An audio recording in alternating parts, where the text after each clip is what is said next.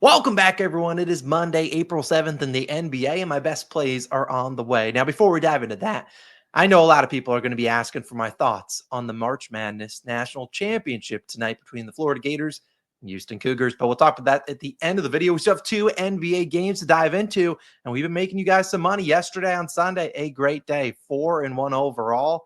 Man, we keep cooking. We're at a season high in units. We had Tyrese Halliburton's over in assists, sweat free. The three unders we had, none of them you really had to sweat. Only loser, the VIP Dub Club exclusive play, which included Pajemski to make under 2.5 threes.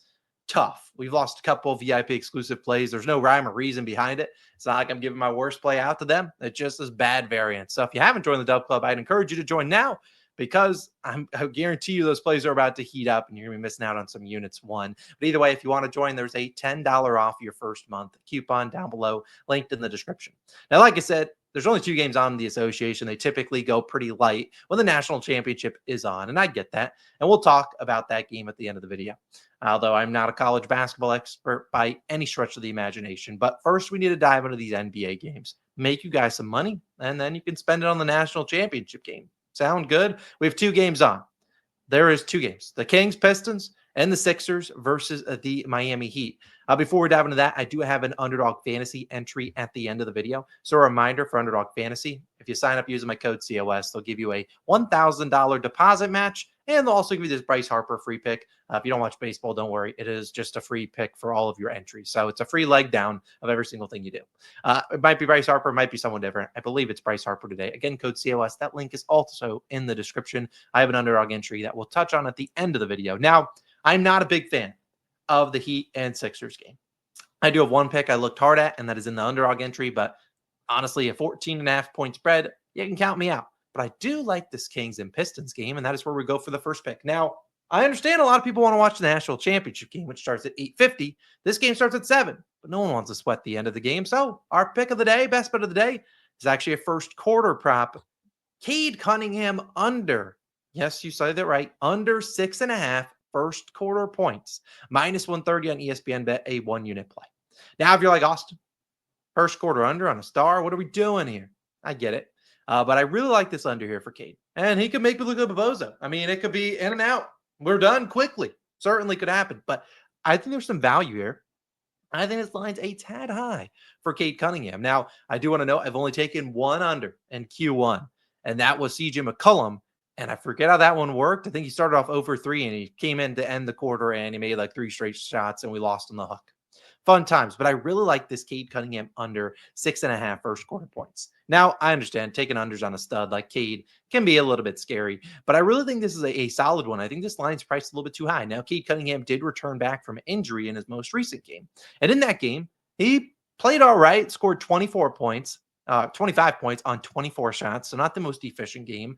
And in the first quarter, he scored 5 points. And in that first quarter, he shot 4 times. But the biggest thing I saw is in that first quarter, he only played 6 minutes. He played 28 in the game as a whole, kind of played him a little bit more in the second half, but it seemed like they had him on a minutes restriction. And I don't see that minutes restriction going away tonight, given they play tonight and they don't play till Thursday. Cade Cunningham, if he is not healthy for the playoffs, the Pistons have no chance. I love him, but Cade's their best player and their second best player and their third best player. He is by far their best player, so they need him healthy. So I don't see his minutes suddenly going up. And if you were to look at Cade on the season, and we'll kind of dive into the numbers, I think this is a guy that this line is priced like he's playing the whole first quarter. Let's talk about Cade, and as always, we'll be back on to PropsMadness. You can use code COS, 25% off your purchase if you want to. Now, Cade, if you were to go on the full entire season, let's just go on. You look at him, he's under in 63% of games. So a large majority of them, he's only going over in 37%, which we love to see on the under. As you see, 6.5. ESPN just moved to 5.5. You can get 6.5 on almost every buck. Now, 5.5, I'm probably out on because I'd imagine he has a bunch of games where he ends with 6 on the dot. Yeah, I mean, you see, what is that? How many games is that? That's 8. So I still think he can go under that. But as I said, in that most recent game where he returned, only 6 minutes played, just scored 5 points, made his only 3, went 2 for 4. So a decent game there. But again, if you've ever watched Cade Cunningham, in my opinion, he kind of starts off the game slow. I feel like just like any star player, they're like, all right, we're going to try to get my teammates involved first. When they start clanking, I'm going to fire shots up. And now he did get up 4 shots in those 6 minutes.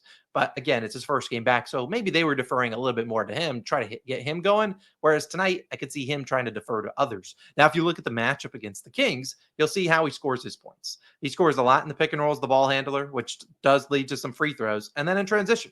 Now, the Kings aren't a bad defense, pick and roll ball handler, or in transition. We saw them do a pretty good job on Darius Garland yesterday, and Donovan Mitchell did give up some free throws, which could be a concern here. Now, there are going to be people that say, and we'll get into the hit rate here, that say, Austin, he scored 12 against the Kings already. Yeah, he did. He made both of his threes, got 4 free throws, played 9 minutes, and went 3 for 5. Again, he had a good shooting game, whatever. Cade Cunningham, in my opinion, typically gets going later on in the first quarter. So when he's playing what I expect to be just 6 minutes like he did in the first game, I could see us having a good chance at cashing there. And again, I don't see the volume being super grand. As we already touched on how he scores, not the best matchup for him. And what it is a good matchup is for spot up shooters. We think about who's on the court with him. I don't know if Tobias Harris plays or not, but I don't really care. If he does play, he's a spot up shooter. Tim Hardaway Jr., spot up shooter. Tobias doesn't play, he'll probably get more Malik Beasley. So you got those guys. And heck, I'd leave Asor Thompson open as well and let him shoot if he wants to. So I look at the spot up shooters. Maybe Cade's dishing it out to them. At the end of the day, I don't think Cade gets a ton of volume in this game. Now, as you see, just in general, a pretty good hit rate. If you were to go to and you look at when he gets the quarter one field goal attempts, like I don't think he's getting like 7 field goal attempts. I don't think he's getting that if he's only playing 6 minutes, 6 to 8 minutes. So he's under 7 or fewer. He's under in 70% of games. I think realistically 6 is still a bit far-fetched, under in 75% of games. I think there's a good chance he shoots 4 or fewer field goal attempts in those 5-6 minutes that he plays. And so that's a 90% hit rate. I get it. He could get some lucky free throws, but I think it's a sharp play. Could I look like a bozo? Yeah, probably. But I really think this line should not be 6.5. Assuming Cade is still on a little bit of a minutes restriction, which I think he will be tonight, given they don't play till Thursday. So Cade, we're fading him. I love his spot up shooters. Tobias Harris, Tim Hardaway Jr., Malik Beasley, whatever you guys are doing, go make your shots. I don't love this spot. For Cade, might look like an idiot, but if I'm an idiot, I'm out in the first quarter. I don't have to wait till the fourth quarter on an under for Cade. In my opinion, I've watched him a ton. You know, he's been a part of a ton of ladder challenges.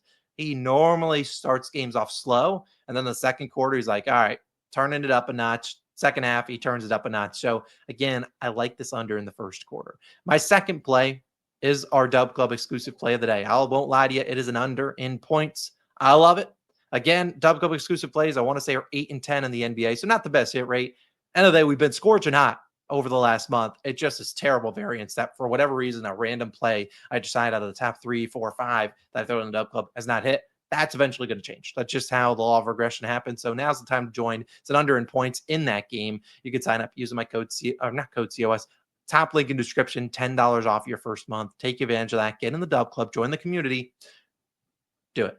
I appreciate you. Now, we finally wrap up the video. Before we talk about that Houston in Florida game with our underdog entry, you'll see Cade's in here as the bottom leg, lower than 8.5 first quarter points. Something I love about underdog. You can take all those alt lines. I love that one there. Sabonis bonus. I love his double-double. That should be free. DeMar DeRozan, I'm always fading him. 1.5 threes. He just doesn't shoot too often. I'll take that. And the Tyler Hero is a pick I did look at.